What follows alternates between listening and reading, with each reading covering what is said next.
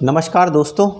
आज की वीडियो में हम बात करेंगे कि जीवन में कभी कभी ऐसा होता है कि भाग्य जो है वो मनुष्य का साथ नहीं देता है। ऐसा समय जब व्यक्ति के जीवन में आ जाता है तो उस समय जो है काफ़ी कर्म करने के बाद, काफ़ी प्रयास करने के बाद भी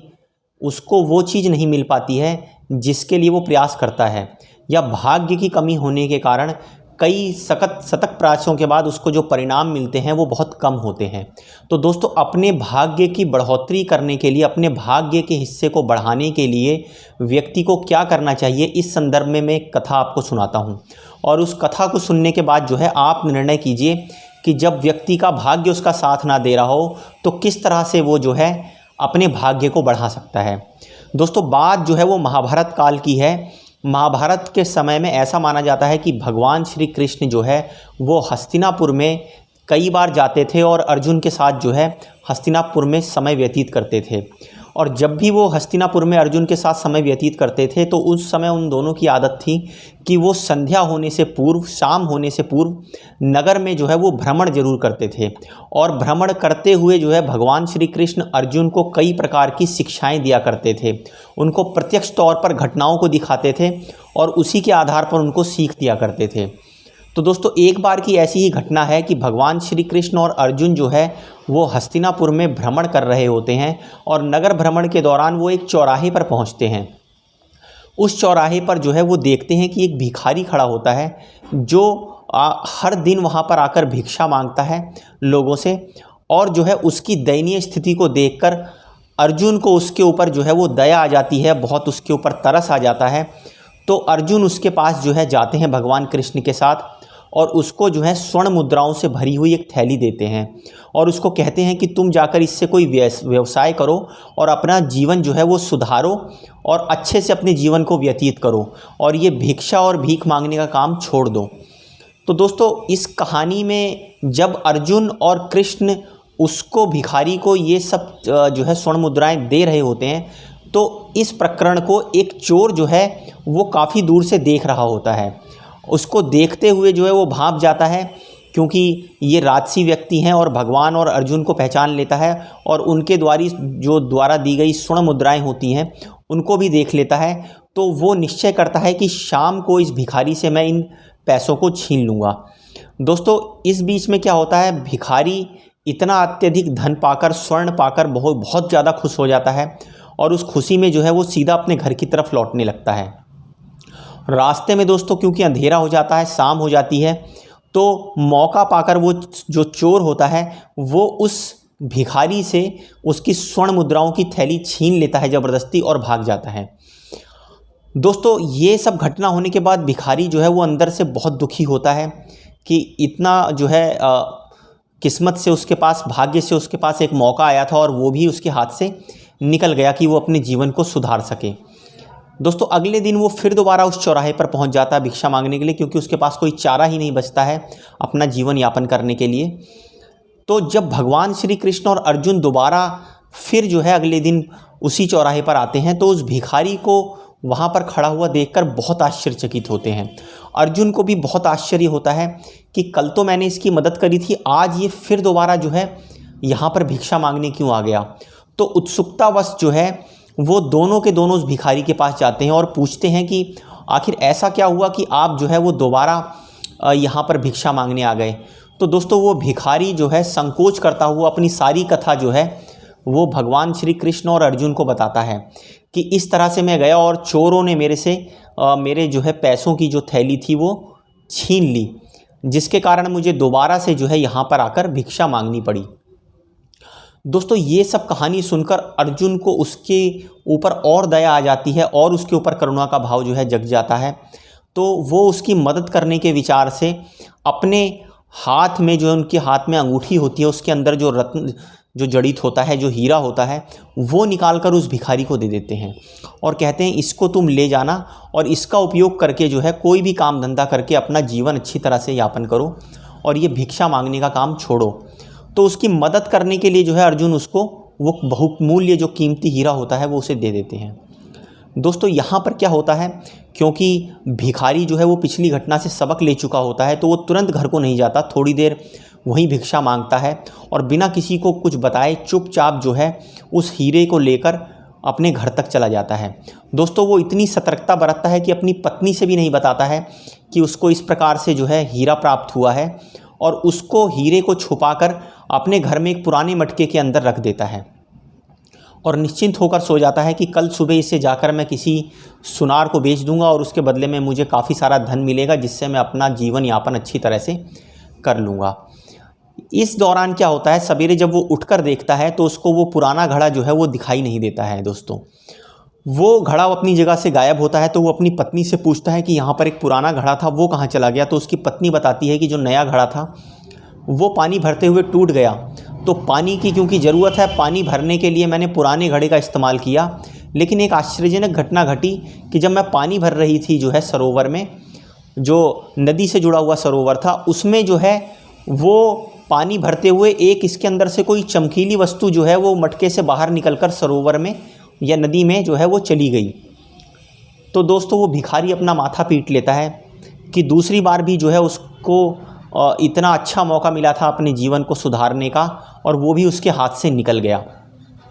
दोस्तों बहुत निराश होकर, बहुत दुखी होकर वो जो है दोबारा जो है उस चौराहे पर भिक्षा मांगने के लिए जाता है, क्योंकि उसके पास कोई चारा नहीं बचता है। अब दोस्तों घटनाक्रम कुछ यूँ घटता है कि भगवान श्री कृष्ण और अर्जुन भी अगले दिन फिर नगर भ्रमण पे आते हैं, तो देखते हैं वो भिखारी फिर वहीं पे खड़ा होता है। दोस्तों इस घटनाक्रम को देखकर अर्जुन को घोर आश्चर्य होता है। वो घोर आश्चर्य इसलिए होता है क्योंकि वो 2 बार जो है उस भिखारी की मदद कर चुके होते हैं। एक बार उन्होंने जो है स्वर्ण से भरी थैली उस भिखारी को दी होती है, और एक बार उनको जो है वो बहुमूल्य हीरा दिया होता है, लेकिन उसके बावजूद भी उस भिखारी की दशा जो है वो सुधर नहीं पाती है। तो इस जिज्ञासावश कि उसके साथ ऐसा क्या हुआ, ये जानने के लिए भगवान श्री कृष्ण और अर्जुन दोनों उसके पास जाते हैं। इस दौरान जो है वो उससे पूछते हैं कि आखिर ऐसा क्या हुआ कि तुम्हें फिर दोबारा भिक्षा मांगने की ज़रूरत आन पड़ी। तो वो भिखारी जो है वो अपनी सारी कथा जो है उनको बता देता है कि इस तरह से जो है मेरे साथ हुआ, और वो जो बहुमूल्य रत्न आपने दिया था वो भी मेरे हाथों से चला गया। तो दोस्तों उसकी बात सुनकर अर्जुन को ये आभास होता है कि ये व्यक्ति तो परम दरिद्र है, और इसकी दरिद्रता जो है वो मैं मिटा नहीं सकता हूँ। इसकी दरिद्रता जो है वो इसके भाग्य से बंधी हुई है, इसी कारण जो है इसका पीछा नहीं छोड़ रही है। और इसकी मदद करने का मतलब ये है कि अपना कीमती समय भी बर्बाद करना और उसके साथ साथ अपने कीमती धन को भी बर्बाद करना। तो दोनों की बर्बादी ना करते हुए अर्जुन ये निश्चय करते हैं कि वहाँ से जो है बिना इसकी मदद किए ही चले जाया जाए। दोस्तों जब अर्जुन जो है उसकी बिना मदद किए ही आगे की तरफ बढ़ने लगते हैं, तो भगवान श्री कृष्ण उसकी मदद करने के लिए आगे आते हैं और उसको जो है वो 2 कौड़ी देते हैं। उस समय पुराने समय में 2 कौड़ी जो है 2 पैसे के बराबर माना जाता था। 2 पैसे की उसकी मदद करते हैं। वो भिखारी उस 2 पैसे की मदद देखकर जो है बड़ा अंदर से जो है वो विचलित महसूस करता है कि पहली बार में मुझे जो है वो स्वर्ण मुद्राओं से भरी हुई इतना धन मिला, दूसरी बार मुझे हीरा और इतना बहुमूल्य रत्न मिला, और अब जो है भगवान जो है वो मेरे को सिर्फ 2 कौड़ी और 2 पैसे की मदद कर रहे हैं, इससे मेरा क्या भला होगा। तो दोस्तों लेकिन वो बेमन से उसको स्वीकार करता है और अपने पास रख लेता है। लेकिन जब वो उसको रख लेता है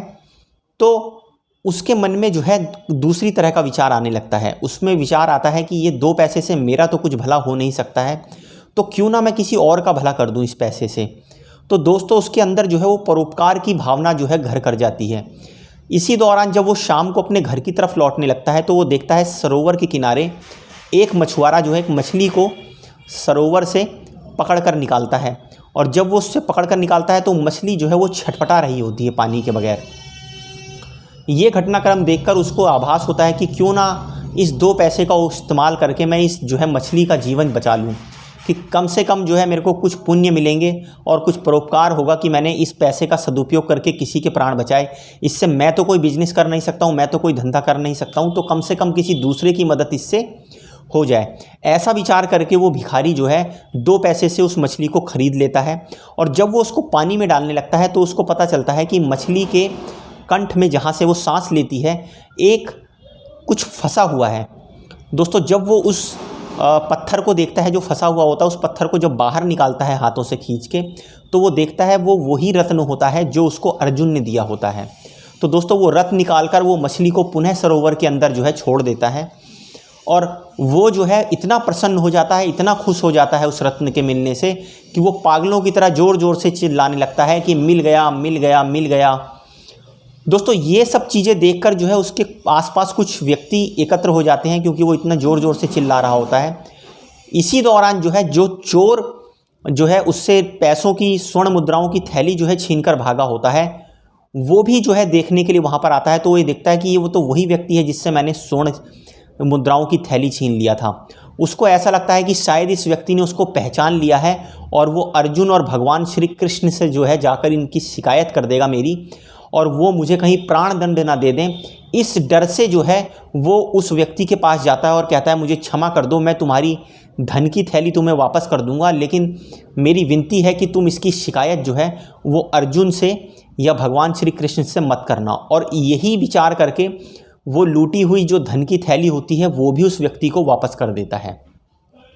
अब दोस्तों इस घटनाक्रम में क्या होता है, उस भिखारी को वो रत्न और वो पैसों की जो थैली होती है वो दोनों ही प्राप्त हो जाती हैं। तो जब उन दोनों ही चीज़ें उसको प्राप्त हो जाती हैं तो वो खुशी के मारे जो है उसकी स्थिति सुधरती है और वो अगले दिन जो है भगवान श्री कृष्ण और अर्जुन का जो है धन्यवाद करने के लिए दोबारा उस चौराहे पर जाता है। तो जब वो चौराहे पर जाता है तो भगवान श्री कृष्ण और अर्जुन की उस चौराहे पर भ्रमण जब करने आते हैं तो वो उसको देखकर आश्चर्यचकित होते हैं कि उसकी वेशभूषा और उसकी दशा जो है वो बिल्कुल बदल चुकी है। वही व्यक्ति जिसके ऊपर दरिद्रता का साया था वो जो है बिल्कुल बदल चुका है और एक संपन्न व्यक्ति में जो है परिवर्तित हो चुका है। दोस्तों अर्जुन के मन में इतना आश्चर्य जो है उत्पन्न होता है कि मैंने इस व्यक्ति की 2 बार मदद करी, उसके बावजूद जो है इसकी दशा में सुधार नहीं हो सका, और भगवान ने सिर्फ 2 कौड़ी या 2 पैसों की इसकी मदद करी, तो उससे इसका जीवन ऐसे कैसे सुधर गया। तो दोस्तों इस विचार को करके अर्जुन जो है भगवान श्री कृष्ण से जिद करते हैं कि वो इसका रहस्य उद्घाटन करें कि किस प्रकार से 2 पैसे ने इसके भाग्य को बदल दिया और इसकी दरिद्रता को मिटा दिया। तो दोस्तों भगवान श्री कृष्ण जो है अर्जुन को समझाते हैं कि जब तुमने इसको सोने से भरी थैली दी थी या तुमने जब इसको रत्न दिया था तो ये व्यक्ति केवल अपने बारे में ही विचार कर रहा था। इसका सारा का सारा ध्यान अपने को सुख देने को, अपने को संपन्न करने को और हर प्रकार के ऐश्वर्य भोगने की तरफ इसका जो है ध्यान था। लेकिन जब मैंने इसको 2 पैसे दिए तो इसको उस पैसे की निरर्थकता लगने के कारण इसके मन में जो है वो परोपकार की भावना घर कर गई, और इसके परोपकार की भावना घर करने के कारण इसने दूसरे प्राणी की मदद करने के मकसद से उस पैसे को खर्च किया। और जैसे ही इसने उसको खर्च किया तो इसके पुण्य का पल्ला जो है वो भारी हो गया और इसकी दरिद्रता जो है वो मिट गई, और इसकी दरिद्रता मिटने के साथ इसका जीवन संपन्न हुआ। क्योंकि कोई भी व्यक्ति जो इस संसार में दूसरे प्राणियों की मदद करता है या दूसरों के ऊपर परोपकार करता है, दूसरों की मदद करता है, उसके भाग्य को जो है मैं परिवर्तित कर देता हूँ और उसकी दरिद्रता का जो है मैं दोहन कर देता हूँ। तो दोस्तों ये बात अर्जुन को समझाते हुए भगवान श्री कृष्ण जो है कहते हैं कि जिसके मन में परोपकार की भावना हो, दूसरों की मदद करने की भावना होती है, या अपने धन, अपनी शक्ति, अपने संचय से दूसरों की के ऊपर परोपकार करने की भावना जन्म लेती है, तो उसको जो है मैं ही मदद करता हूँ।